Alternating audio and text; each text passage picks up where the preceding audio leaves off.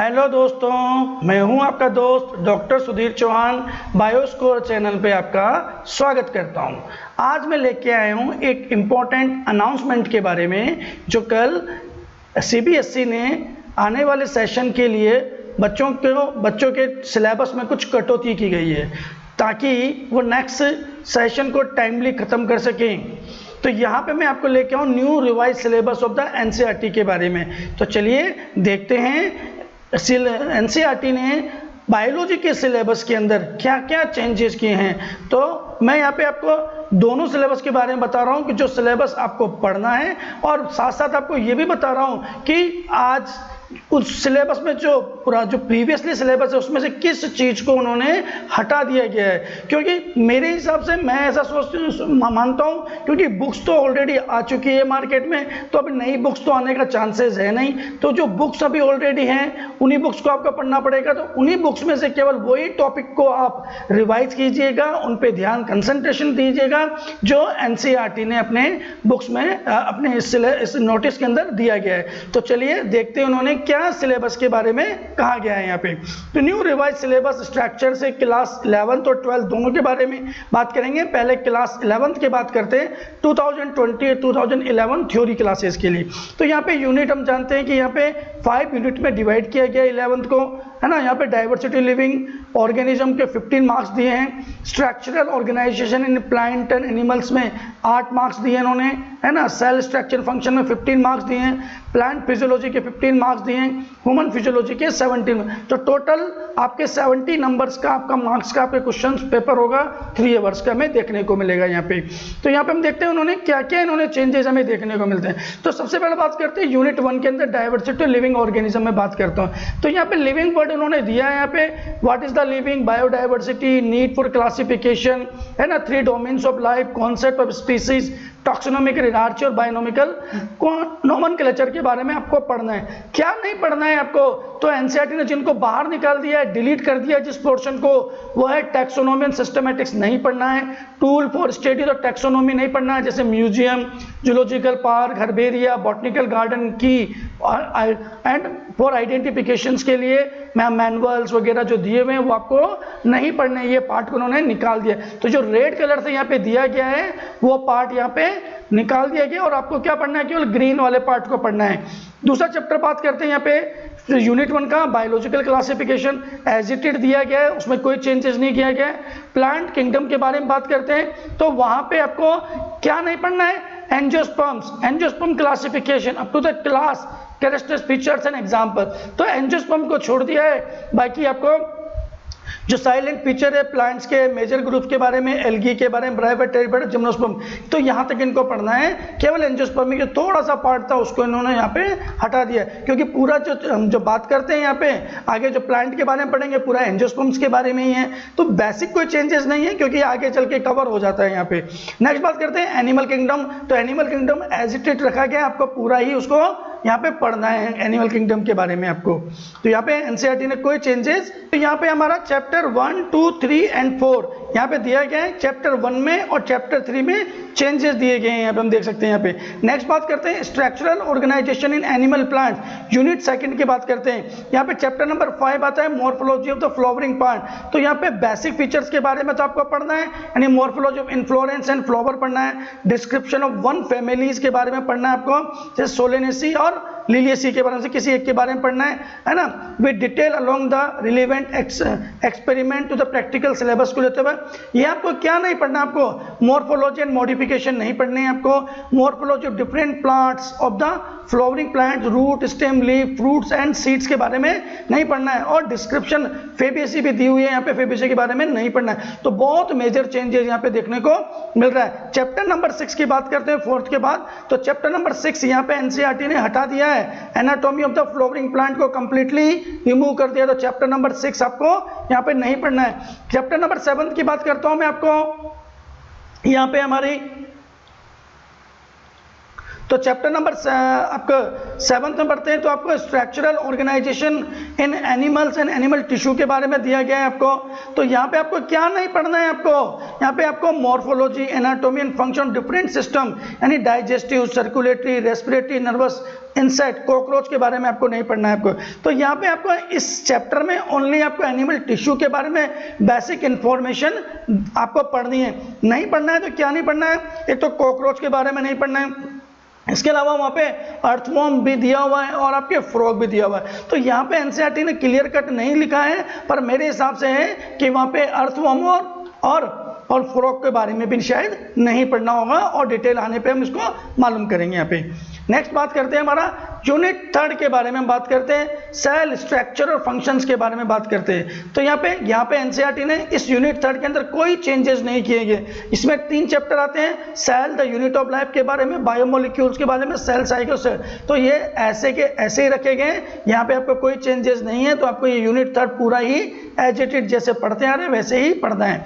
Unit 4 की बात करते हैं, प्लांट फिजियोलॉजी के बारे में। तो प्लांट फिजियोलॉजी में चैप्टर, इसमें 5 चैप्टर हैं। इसमें चैप्टर नंबर 11 और चैप्टर नंबर 12 यानी transport in plant completely delete कर दिया गया है। Chapter number 12 mineral nutrition completely delete कर दिया गया है। तो चैप्टर 11 और 12 यूनिट नंबर 4 का आपको बिल्कुल भी नहीं पढ़ना है। क्या पढ़ना है आपको इसके अंदर, चैप्टर नंबर 13 आपको पढ़ना है। कौन सा, फोटोसिंथेसिस हायर प्लांट पढ़ना है, रेस्पिरेशन इन प्लांट पढ़ना है, और लास्ट जो 15 नंबर चैप्टर है ग्रोथ एंड डेवलपमेंट के बारे में। तो ग्रोथ और डेवलपमेंट में आपको ग्रोथ रेगुलेटर्स यानी जो फाइटो हार्मोन्स है उन्हीं के बारे में पढ़ना है आपको। यहाँ पे नहीं पढ़ना है तो क्या नहीं पढ़ना है, सीड जर्मिनेशन नहीं पढ़नी है, phase of plant growth rates के बारे में, कंडीशन ऑफ ग्रोथ के बारे में, डिफरेंशिएशन, रीडिफरेंशिएशन, सीक्वेंसेस डेवलपमेंट से डोरमेंसी, वर्नलाइजेशन, फोटोपैरेडिज्म के बारे में नहीं पढ़ना है आपको। यहाँ पे केवल आपको फाइटो हार्मोन से यहाँ पे स्टडी करने हैं आपको। नेक्स्ट बात करते हैं यूनिट नंबर 5 जो कि क्लास 11 की लास्ट यूनिट है, इसमें आती है ह्यूमन फिजियोलॉजी। ह्यूमन फिजियोलॉजी में उन्होंने कौन सा चैप्टर हटा दिया है, उन्होंने पूरा का पूरा digestive and absorption and digestive system को पूरी तरह से उन्होंने रिमूव कर दिया गया है यहाँ पे, क्योंकि उसको आप छोटी क्लासेस में इनके बारे में पढ़ चुके हो। तो पढ़ना क्या है आपको, ब्रीथिंग और exchange of gases as it is पढ़ना है पूरा का पूरा आपको। यहाँ पे बॉडी फ्लूइड एंड सर्कुलेशन पूरा पढ़ना है आपको। Excretory product and there elimination के बारे में कंप्लीटली पढ़ना है आपको। चैप्टर नंबर 20 जो है आपका लोकोमोशन एंड मूवमेंट के बारे में, यहाँ पे मसल्स, स्केलेटन मसल्स के बारे में पढ़ना है, उसके कॉन्ट्रैक्टाइल प्रोटीन के बारे में और मसल्स कॉन्ट्रैक्शंस के बारे में। नहीं पढ़ना है तो क्या नहीं पढ़ना है, टाइप ऑफ मूवमेंट्स के बारे में नहीं पढ़ना है आपको, स्केलेटन सिस्टम्स के बारे में नहीं पढ़ना है। पूरा स्केलेटन सिस्टम रिमूव कर दिया यहाँ पे, है ना, क्योंकि यहाँ पे 2 चैप्टर इसमें इंक्लूड थे, एक मसल्स और स्केलेटन। तो स्केलेटन सिस्टम को उन्होंने कंप्लीटली क्या कर दिया है, रिमूव कर दिया। उसके डिसऑर्डर्स के बारे में कर दिया है, उससे रिलेटेड डिजीज थी myasthenia gravis, tetanus, gout, muscular dystrophy, arthritis, osteoporosis, इनको टोटली इन्होंने क्या कर दिया है, रिमूव किया। हालांकि ये डिजीज हम जो आगे और जो चैप्टर पढ़ते हैं उनसे इंटरलिंक हो जाते हैं, तो वहां पे आपको टीचर्स इनके बारे में बता देते हैं यहाँ पे। तो यहाँ पे लोकोमोशन पढ़ना है, पर लोकोमोशन में जो स्केलेटल सिस्टम वाला पार्ट आपको नहीं पढ़ना है। उसके बाद आपको आता है चैप्टर नंबर 21 आता है, चैप्टर में न्यूरल कंट्रोल एंड कोऑर्डिनेशन पढ़ना है आपको। पर इसमें आपको क्या नहीं पढ़ना है, आपको रिफ्लेक्स एक्शंस के बारे में नहीं पढ़ रहा है, सेंसरी परसेप्शंस के बारे में नहीं पढ़ रहा है, सेंस ऑर्गन, है ना, ईयर और आई के बारे में जो कंप्लीटली इंफॉर्मेशन थी उनके बारे में नहीं पढ़ा, पर नर्वस सिस्टम कैसे काम करता है उसके बेसिक फीचर्स के बारे में सारा आपको पढ़ना है आपको। नेक्स्ट है केमिकल कोऑर्डिनेशन में कोई चेंजेस नहीं किया है, ये कंप्लीटली आपको यहाँ पे पढ़ना है आपको। तो ये कुछ चैप्टर थे जिनमें यहाँ पे चेंजेस किए गए हैं यहाँ पे 11th क्लास के अंदर, आप देख सकते हैं यहाँ पे। इसके बाद करते हैं क्लास 12 के बारे में। तो यहाँ भी 5 मिनट्स में बटा गया है। रिप्रोडक्शंस के बारे में 14 मार्क्स दिए गए हैं, इसके वेटेज, इसका जेनेटिक्स एंड इवोल्यूशन का 18 मार्क्स है, सबसे ज़्यादा वेटेज है। Biology and human welfare 14 marks हैं, बायोटेक्नोलॉजी एंड एप्लीकेशंस 12 मार्क्स हैं, इकोलॉजी एंड एनवायरनमेंट 12 मार्क्स है। टोटल 70 मार्क्स का है, 3 आवर्स का आपका ड्यूरेशन होता है पेपर का, 70 मार्क्स टोटल आपको दिए गए हैं। क्या चेंजेस किए गए हैं देख लेते हैं यहाँ पे। तो यहाँ पे चैप्टर नंबर जो आपके यूनिट 6 आपको जो देखने को मिलती है, यानी चैप्टर नंबर 1 जो है क्लास 12 का reproduction in organism completely remove कर दिया गया है, उससे आपको नहीं पढ़ना है। आपको बारे में क्या पढ़ना है, आपको sexual reproduction of flowering plant पढ़ना है, यानी प्लांट्स के एंजियोस्पर्मिक फ्लावर रिप्रोडक्शन के बारे में पढ़ना है। उसके अलावा human reproduction completely as it is दिया है, कोई चेंजेस नहीं है, पूरा पढ़ना है। इसके अलावा रिप्रोडक्टिव हेल्थ जो दिया हुआ है आपको कंप्लीटली पढ़ना है, कोई चेंजेस नहीं दिया गया है आपको। तो यूनिट 1 के अंदर बात करते हैं, क्लास 12 की बात करते हैं, तो उसमें फर्स्ट चैप्टर को रिमूव कर दिया है, बाकी सब ऐसे कैसे ही पढ़ने हैं तीनों के तीनों। नेक्स्ट हम बात करते हैं यूनिट 7 के बारे में, बात करते हैं जेनेटिक्स एंड इवोल्यूशन के बारे में। तो chapter number 5 principle and inheritance of variations completely पढ़ना है आपको। यहाँ पे मोलिकुलर बेसिस ऑफ इनहेरिटेंस के बारे में कंप्लीटली पढ़ना है, इसमें कोई चेंजेस नहीं है, जैसा दिया हुआ है अभी चैप्टर जैसा दिया हुआ वैसे ही आपको पढ़ना है। क्या नहीं पढ़ना है, चैप्टर नंबर 7 इवोल्यूशन के बारे में कंप्लीटली चैप्टर को रिमूव कर दिया गया है, डिलीट कर दिया गया है। यहाँ पे ओरिजिन ऑफ लाइफ के बारे में आपको, बायोलॉजिकल इवोल्यूशन एविडेंसेस के बारे में आपको, थ्योरीज के बारे में आपको, है ना, म्यूटेशंस के बारे में आपको, हार्डली बिंग बिंग्स के बारे में, ह्यूमन इवोल्यूशंस के बारे में, सारी चीजें आपको यहाँ से यानी चैप्टर ही पूरा रिमूव कर दिया गया। तो चैप्टर नंबर 7 आपको नहीं पढ़ना है, अभी तक चैप्टर नंबर 1 नहीं पढ़ना है, चैप्टर नंबर 7 नहीं पढ़ना है आपको। ऐसे बात करते हैं आपको नेक्स्ट आपको आता है 8th नंबर यूनिट आपको बायोलॉजी ह्यूमन वेलफेयर के बारे में। तो यहाँ में human health and disease completely आपको यहाँ पे पढ़ना है, उसमें कोई चेंजेस नहीं किए गए हैं। पर चैप्टर नंबर जो 9 था इसके अंदर strategies for the enhancement in fruit production completely remove कर दिया गया है, यहाँ पे चैप्टर नंबर 9 रिमूव कर दिया गया है। इसके अलावा चैप्टर नंबर 10 की बात करता हूँ आपको, तो माइक्रोब्स इन ह्यूमन वेलफेयर की बात करता हूँ, तो उसमें कोई चेंजेस नहीं है, वो एज इट इज आपको पूरा पढ़ना है आपको यहाँ पे।